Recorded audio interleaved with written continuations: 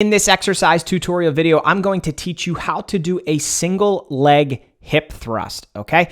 And we're going to talk about doing it both from the floor and with an elevated surface. So we'll talk about both of those variations throughout this video. Now, in terms of why you would do this exercise, it is really good at targeting the glutes particularly, as well as the hamstrings.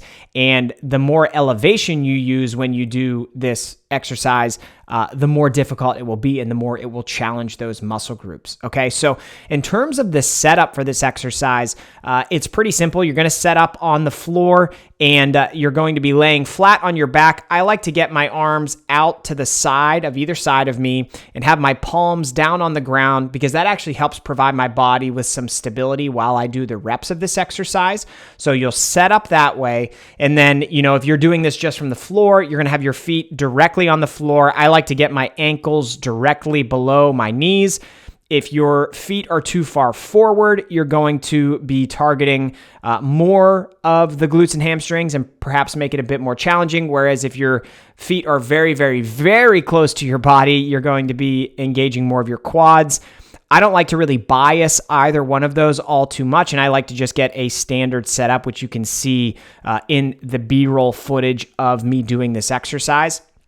And so from that point, if you're doing this on the floor, what you're going to think about is obviously you have to lift one leg up off the ground and hold it there the entire time. And then with your other foot, you're really going to think about initiating the exercise by pushing that foot that is still on the floor.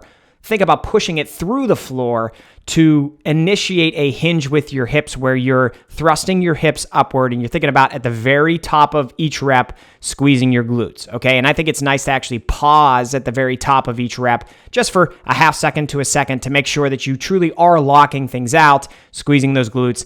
And then after you do that, you can slow and controlled lower your butt back down to the floor until you perform another rep. And now for this exercise, since you're doing it single leg, you're going to do one leg and then do the other leg, and that will be one set, and then you can take a rest period.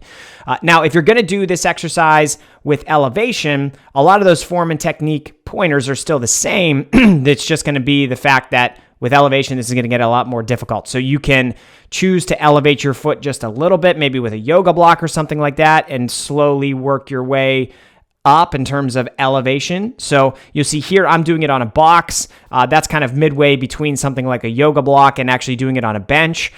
So if I wanted to make this even more difficult, I could pull my bench over and put my foot up on it. So that's something to think about if you're, new to this exercise or you're trying to get some elevation included in doing it to make it more difficult.